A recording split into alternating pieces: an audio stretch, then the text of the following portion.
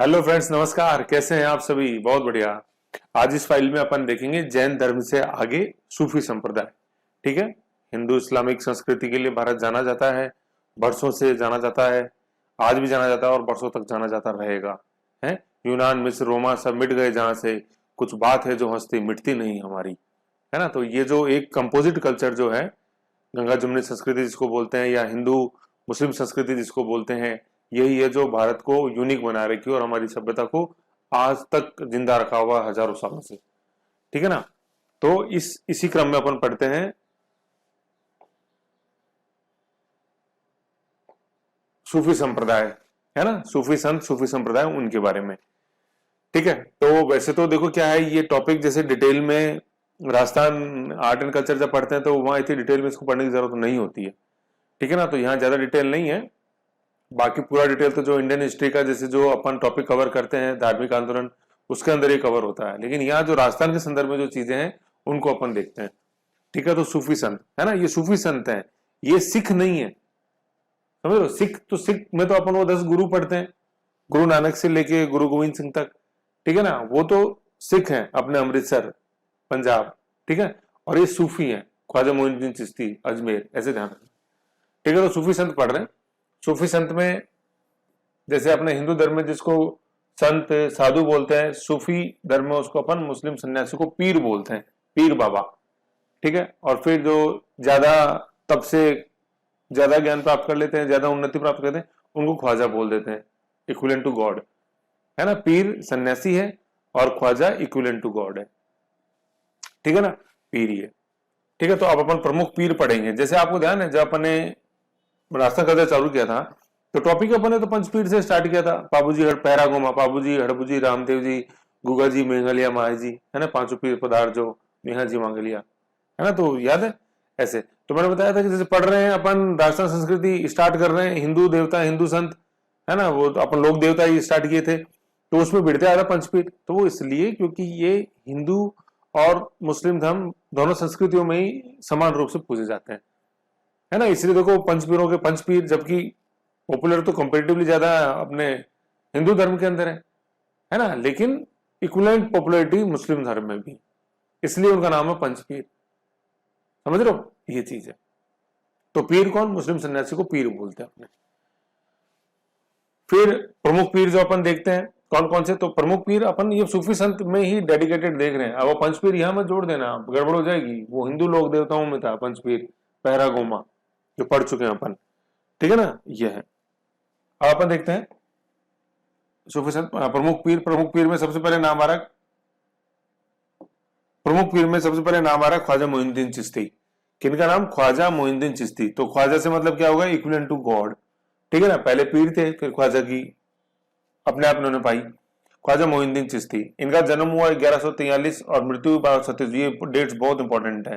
ठीक है ना, ये छपी होनी चाहिए दिमाग में। 1143 में जन्म हुआ और मृत्यु हुई 1236 में, है ना। 2 तिया 6, ऐसे 2 3 6 ऐसे याद रखना, 2 3 6। 1143 में जन्म है और 1236 में मृत्यु है। ठीक है। तो 1143 में जन्म हुआ है संजरी फारस के अंदर, है ना। संजरी, संजरी, सर्जरी नहीं है, संजरी, संजरी प्रांत, फारस, है ना। फारस को अपन प्रेजेंट में ईरान बोलते हैं। ठीक है। संजरी, फारस, ईरान, ऐसे ध्यान रखना अपन को। 1143 और मृत्यु हुई 1236 ईस्वी में, अजमेर में, राजस्थान अजमेर में। ठीक है। ये बहुत इंपॉर्टेंट डेट आती है। ठीक। तो जहां मैं आपको बता रहा हूँ याद रखो, वहां याद रखनी है। और जो बताया, ठीक है, एक बार जहन में रखो, थोड़ा इतना जरूरी नहीं है रटना, लेकिन ये बहुत जरूरी रटना। 1143 1236, संजरी टू अजमेर। ठीक है। फिर अपन देखते हैं, पिताजी का नाम, गयासुद्दीन हसन। ठीक है ना। एक गयासुद्दीन तुगलक भी अपन ने पढ़े, लेकिन महत्व यहीं से मिला इस शब्द को, गयासुद्दीन। ठीक है ना, ये रहा। तो गयासुद्दीन हसन पिताजी का नाम। माताजी का नाम शाहे नूर, इक्विवेलेंट टू कोहिनूर, शाहे नूर। ठीक है, यूं। तो पिताजी का नाम गयासुद्दीन हसन, माताजी का नाम शाहे नूर।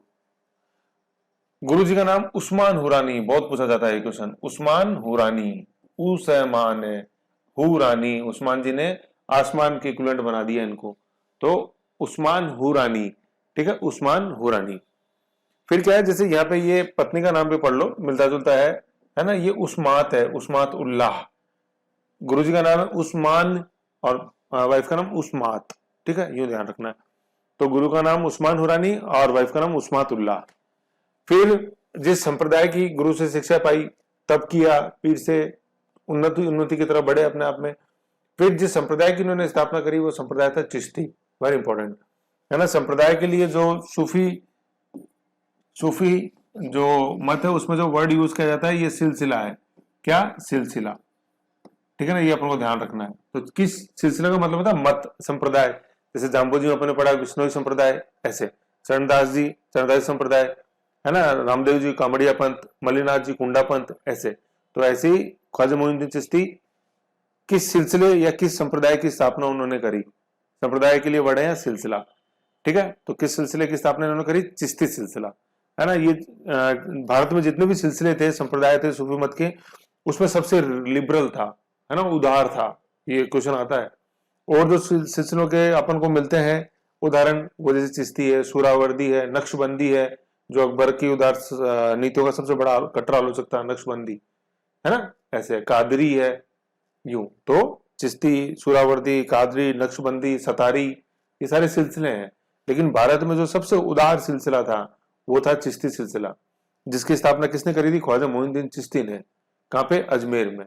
और अकबर की उदार नीतियों का कट्टर आलोचक कौन सा सिलसिला था? नक्शबंदी सिलसिला। पढ़ेंगे अपन, या सर हिंदी आते हैं उसमें आएगा, वो इंडियन हिस्ट्री का पार्ट है, यहाँ अपन को उतर नहीं लिखना, मतलब सिलसिले के संदर्भ में बता रहा था, ऐसे अपन को ध्यान में रखना है। अजमेर ये कब आए? अजमेर आए 1191 में, ठीक है। उस समय कौन था अजमेर का शासक? पृथ्वीराज चौहान तृतीय, ठीक है ना, पृथ्वीराज चौहान तृतीय। और प्रथम तराइन का जो युद्ध था उस समय ये अजमेर आए थे, किसके साथ? गौरी के साथ, मोहम्मद गौरी के साथ, गजनवी के साथ नहीं, गौरी के साथ। गजनवी के साथ तो अलबरूनी आया था, है ना, गौरी के साथ आए। पीआरसी का मतलब है पृथ्वीराज चौहान तृतीय। अब जैसे अपन देखेंगे तो इसमें देखो तीसरे के समय आए ना, पहले दूसरे में नहीं आए, पृथ्वीराज प्रथम में नहीं आए, के साथ के समय नहीं आए, दूसरे के साथ समय नहीं आए, तीसरे के समय आए, इसलिए इसमें 3 वन आ रहा है कि नहीं आ रहा? 1 वन, 2 वन, 3 वन, और 3 किया 9 हो गए, ऐसे, ठीक है। तो जन्म हुआ कब? अभी ऊपर देखा अपन ने 1143 में जन्म है, ठीक है, 43 है ये 3 मैच हो रहे, 1143 में जन्म है। फिर 1236 में मृत्यु है। फिर बीच में अपन देख रहे हैं 1191 में अजमेर आए पृथ्वीराज चौहान तृतीय के समय, जिस समय मतलब अजमेर आए।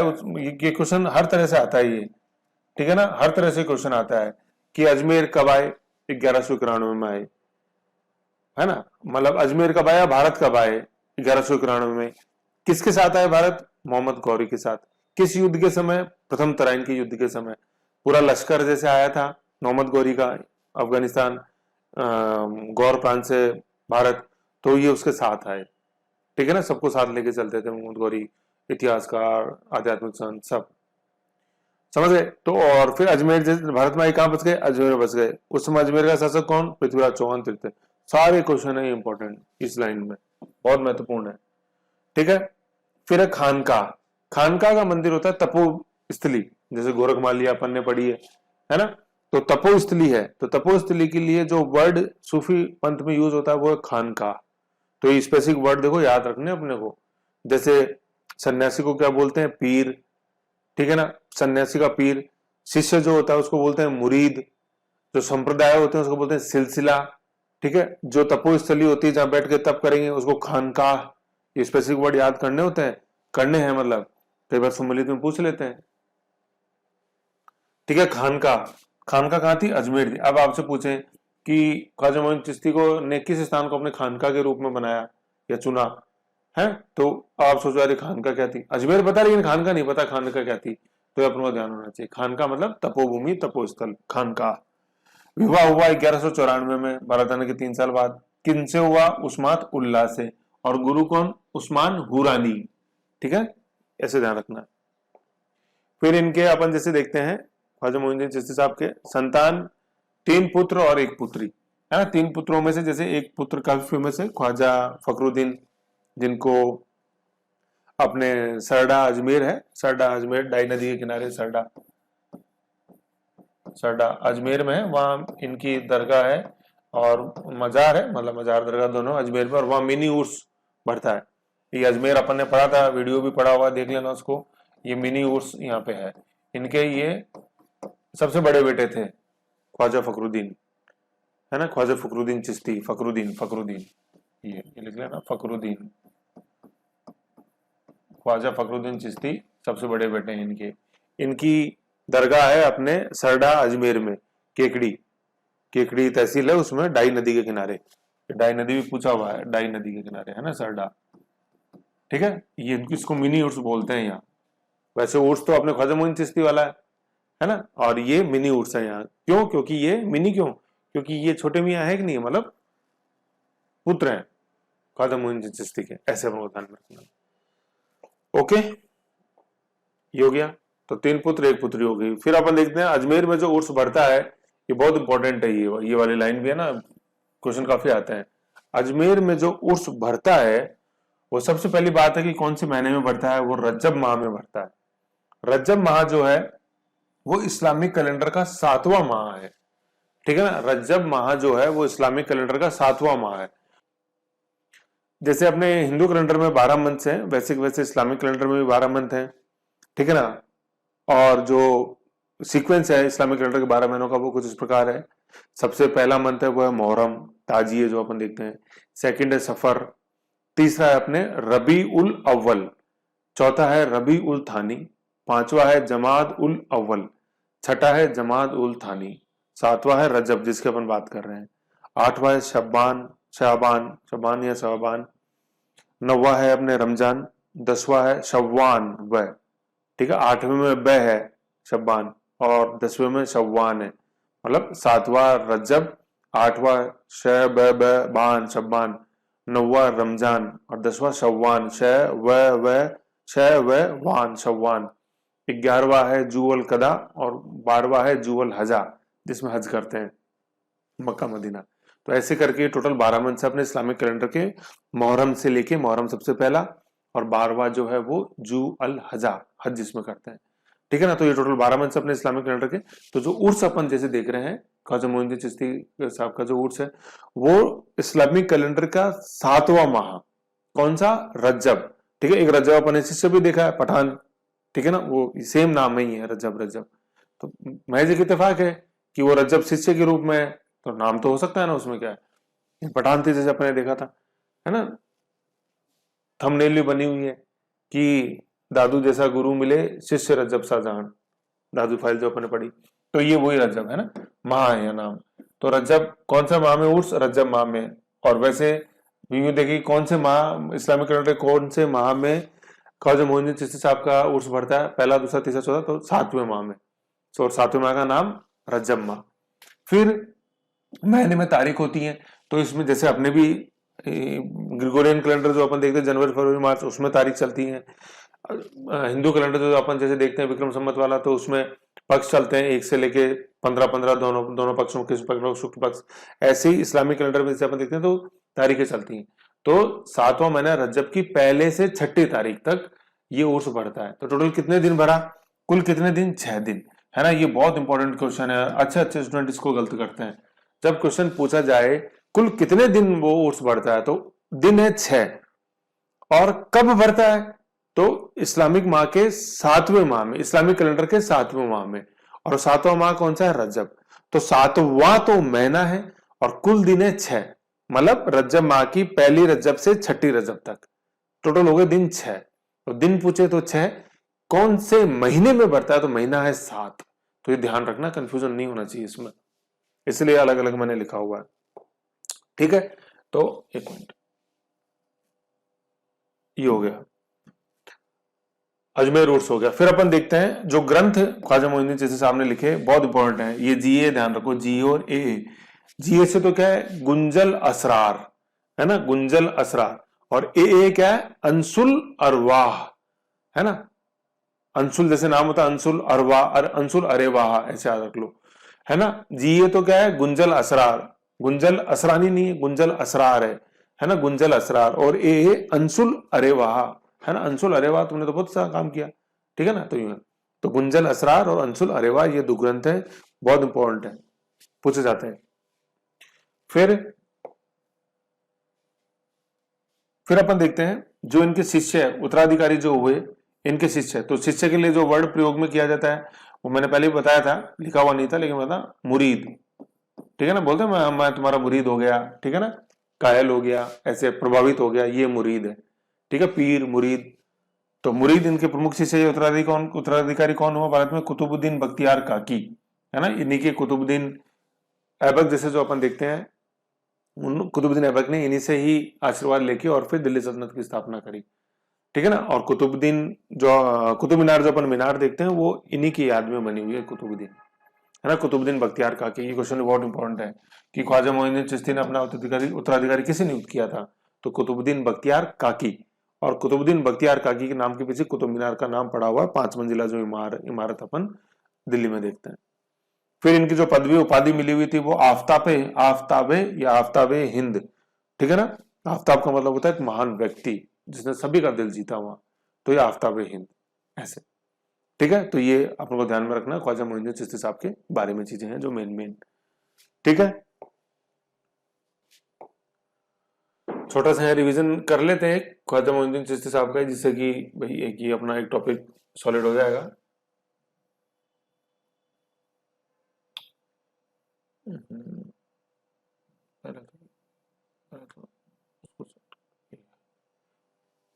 है ना, ख्वाजा मोइनुद्दीन चिश्ती क्लोज कर लो। जन्म जैसे अपन देखें तो जन्म में क्या था, 1146 से लेके 1143 से लेके 1236। ठीक है ना, 1143 से 1236। जन्म स्थान जो था वो संजरी प्रांत फारस ईरान, और मृत्यु स्थान जो था 1236 में वो अजमेर है अपने। पिताजी का नाम अपन ने क्या देखा, सॉरी एक सेकंड, गयासुद्दीन हसन, में थोड़ा सा इसमें कंफ्यूजन हो गया था। पिताजी का नाम गयासुद्दीन हसन। ठीक है ना, मृत्यु 1236 अजमेर। पिताजी का नाम गयासुद्दीन हसन, माताजी का नाम सोहिनूर, है ना, कोहिनूर से याद के शाहीनूर, है ना, शाहीनूर। गुरु का नाम उस्मान हुरानी, है ना, उस्मान हुरानी। संप्रदाय जो चलाया चिश्ती संप्रदाय के लिए जो वर्ड यूज किया वो खालसा, है ना। अजमेर कब आए? 1191 में, किसके साथ? मोहम्मद गौरी के साथ। और उस समय कौन था अजमेर का शासक? पृथ्वीराज चौहान तृतीय, है ना, अपने प्रथम तराइन के समय। जो इन्होंने खानका स्थापित करी अपने अजमेर में करी, और खानका का मतलब तपोभूमि। विवाह हुआ 1194 में, किससे? उस्मात उल्लाह से। ठीक है, पत्नी का नाम। संतान 3 पुत्र और 1 पुत्री। पुत्र में अपन ने देखा ख्वाजा फखरुद्दीन, है ना, ख्वाजा फखरुद्दीन साहिब चिश्ती। तो उनकी दरगाह आपने कहा सरडा अजमेर, जहां पे मिनी उर्स बढ़ता है। बिल्कुल सेम है तारीख है, रजब 7वें माह की 1 से 6 तारीख उर्स की। बस अजमेर में उर्स मेन उर्स और मिनी उर्स ख्वाजा फखरुद्दीन जो इनके सबसे बड़े बेटे थे ख्वाजा मोइनुद्दीन चिश्ती के, उनमें। अजमेर उर्स किस महीने में? 7वां महीने में इस्लामिक कैलेंडर का। कौन सा नाम उस महीने का? रजब। तारीख 1 से 6, कुल कितने दिन? 6 दिन। ग्रंथ जो देखते हैं GA एंड AA, GA से गुंजल असरार और AA अंसुल अरवाह। शिष्य जो उत्तराधिकारी हुआ इनका भारत में कुतुबुद्दीन बख्तियार काकी, है ना। पदवी जो हासिल करी थी ख्वाजा मोइनुद्दीन साहब ने वो आफ्ताबे हिंद, ये है। ठीक है, तो ये अपन ने देखा ख्वाजा मोइनुद्दीन चिश्ती साहब के बारे में। अब अपन देखते हैं चिश्ती संप्रदाय के अंदर दूसरे संत, जिनका नाम है हमीदुद्दीन नागौरी, है ना। वैसे इनका मेन जो संपर्क रहा वो चिश्ती संप्रदाय से ही है, ठीक है ना, लेकिन कुछ इनका झुकाव अपन देखते हैं सूरावर्दी की तरफ। लेकिन जैसे अगर पूछा जाए कि किस संप्रदाय से बिलोंग करते थे हमीदुद्दीन नागौरी, तो चिश्ती संप्रदाय ही उसका आंसर है। चिश्ती सिलसिला या संप्रदाय, है ना। कौन सा सिलसिला है, संप्रदाय हमीदुद्दीन नागौरी संबंधित है, तो उसका आंसर चिश्ती है, सूरावर्दी नहीं है। ठीक है, अब अपन काल देखते हैं। इनका काल क्या रहा है? 1192 से 1274। देखो 1191 के अंदर तो ख्वाजा मोइनुद्दीन चिश्ती आए थे भारत, 94 में शादी हुई थी उनकी उस्मातुल्लाह से। लेकिन अपन देखते हैं हमीदुद्दीन नागौरी का तो जन्म ही 1192 में, मतलब जिस साल ख्वाजा मोइनुद्दीन चिश्ती भारत आए उसके अगले साल हमीदुद्दीन नागौरी का अपन जन्म देखते हैं। ठीक है, तो ये हो गया सिलसिला संप्रदाय जो जिसकी स्थापना करी ख्वाजा हमीदुद्दीन नागौरी ने। जिस सिलसिले संप्रदाय की स्थापना करी वो चिश्ती संप्रदाय। गुरु कौन थे? ख्वाजा मोइनुद्दीन चिश्ती, तो चिश्ती संप्रदाय रहेगा। ठीक है, फिर इनका उपनाम क्या था? सन्यासियों के सुल्तान, है ना, सन्यासियों के सुल्तान या सुल्तान अतारकिन भी इनको बोलते हैं, ये अतारकिन के दरवाजे के कारण। सन्यासों का सुल्तान या सुल्तान अतारकीन आएगा क्वेश्चन में। फिर इनकी मजार जो है अपन वो कहाँ देखते हैं, सुवाल गांव नागौर के अंदर है ना। ये नागौर, नागौर बड़ा इंपॉर्टेंट है, मुस्लिम सत्ता का एक बहुत इंपॉर्टेंट केंद्र नागौर राजस्थान के अंदर। सबसे बड़ा मुस्लिम सत्ता का जो केंद्र नागौर राजस्थान में था, राजस्थान में मुस्लिम सत्ता का जो सबसे बड़ा केंद्र था वो नागौर था, है ना, मेड़ था ऐसे। ठीक है, तो सुवाल गांव में इनकी मतलब इन्होंने अपनी शुरुआत ही जैसे खानका जिसको बनाया था वो सुवाल गांव नागौर में थी। ठीक है, फिर सुवाल गांव आज जहां इनकी दरगाह है या मजार जो है, ठीक है ना, वहां अपन जैसे जाते हैं तो वहां अपन को दरवाजा देखने को मिलता है। उस दरवाजे को अपन बोलते हैं अतारकीन, अतारकीन है ना, तार है ये, तो अतारकीन का दरवाजा नागौर में ही है और इसके निर्माता थे इल्तुतमिश। ये अतारकीन का जो दरवाजा है उसका, ठीक है ना।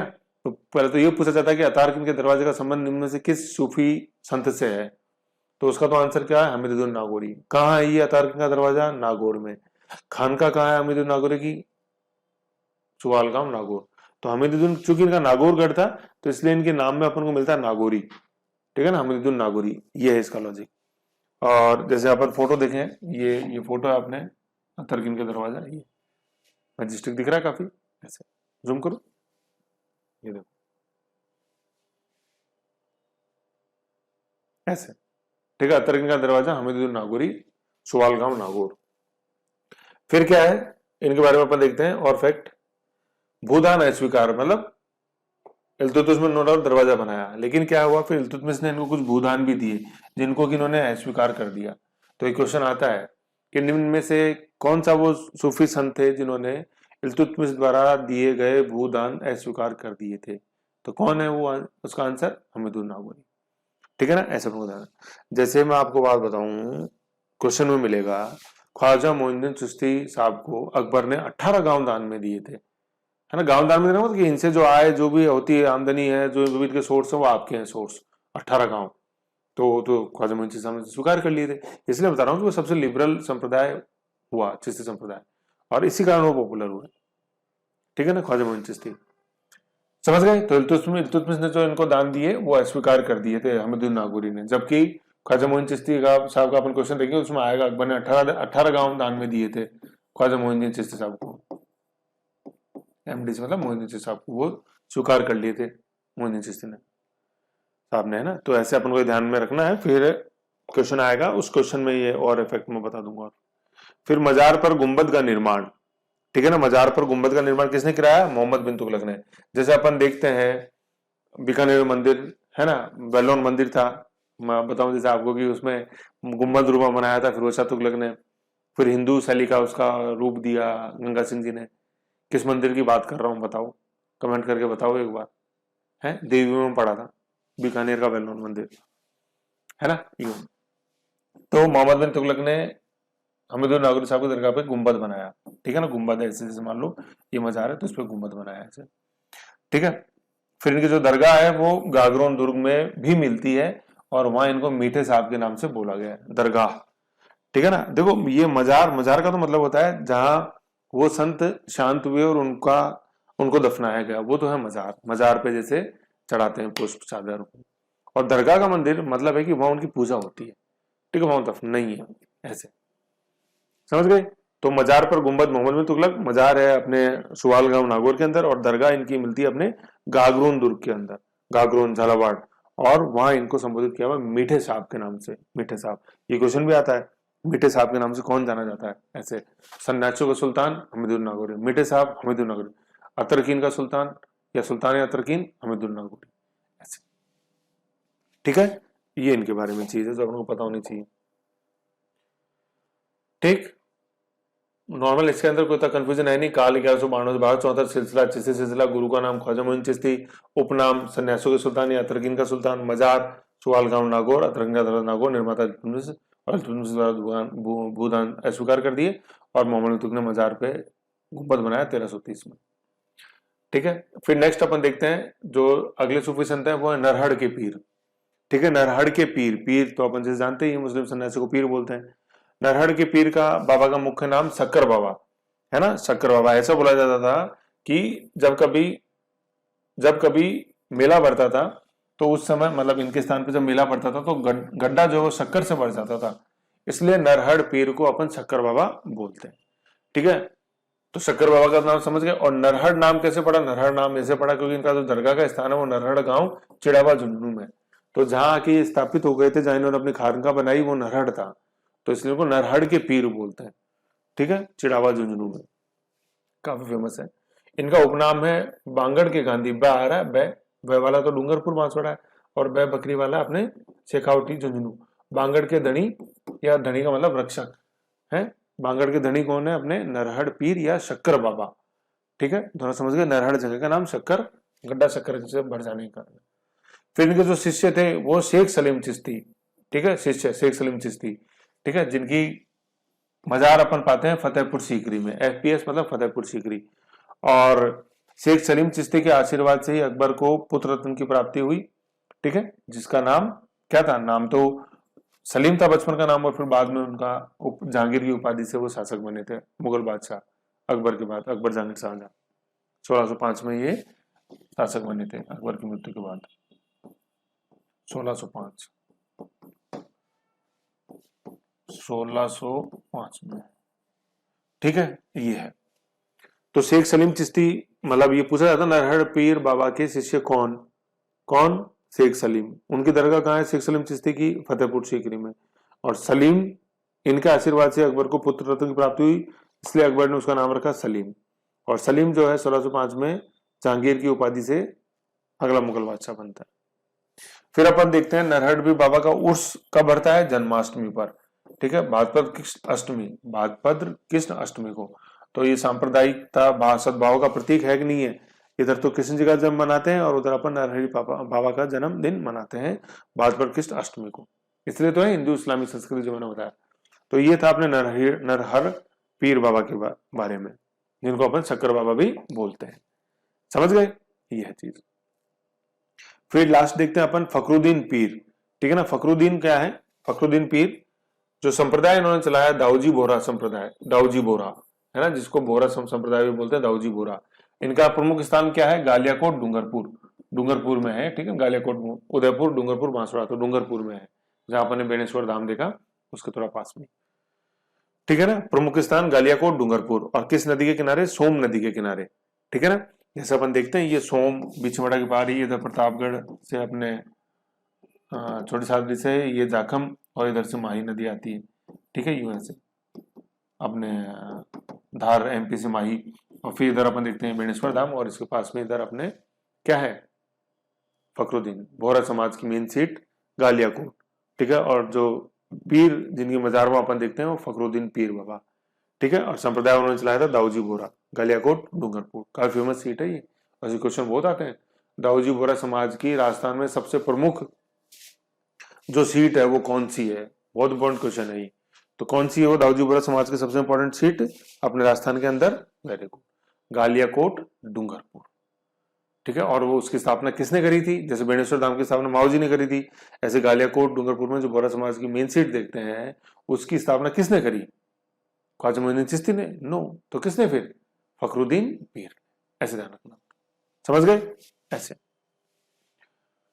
और जैसे बता दें, एक ख्वाजा फखरुद्दीन जो है अपने मोइनुद्दीन चिश्ती साहब के सबसे बड़े बड़े पुत्र, जिनका उर्स अपने सरडा खिकड़ी अजमेर के अंदर, वो नहीं है ये।